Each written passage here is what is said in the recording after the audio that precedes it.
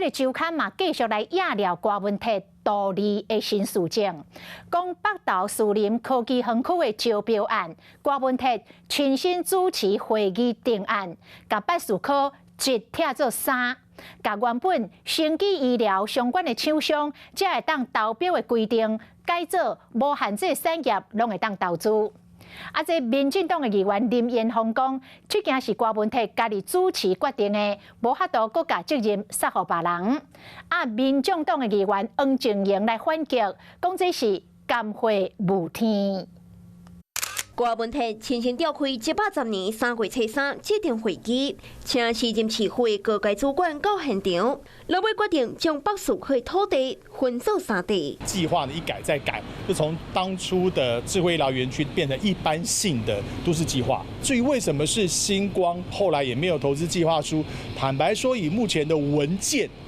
我们是查不出来中间有没有关联性在哪里。讲的就是T16、17、18这3块地。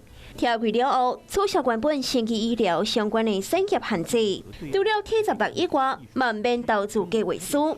重点是规场会议拢无录音，也无录影。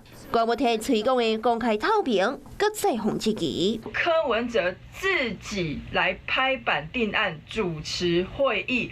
当年没有专家学者的讨论跟背书，这一次北市科的案子，柯文哲难以甩锅给其他人。请问周刊到底是根据什么样的证据来质疑图利呢？这样含沙射影、含血喷人的标题下法，背后的政治目的为何？原本的开会现在来变调，敢无道理特定的厂商爱搁交互检调继续调查。也毋过进前传出有香港的厂商要投资煞无后尾。听讲，这间外资公司背后的头家，就是 NBA 球队的头家。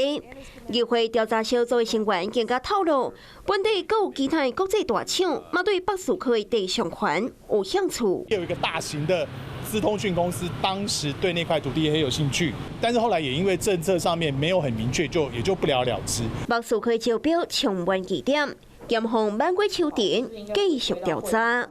Hello， 我是蒋欣梅。想要抢先掌握最及时的新闻资讯吗？赶快订阅、按赞、开启小铃铛，锁定华视新闻 YouTube 频道。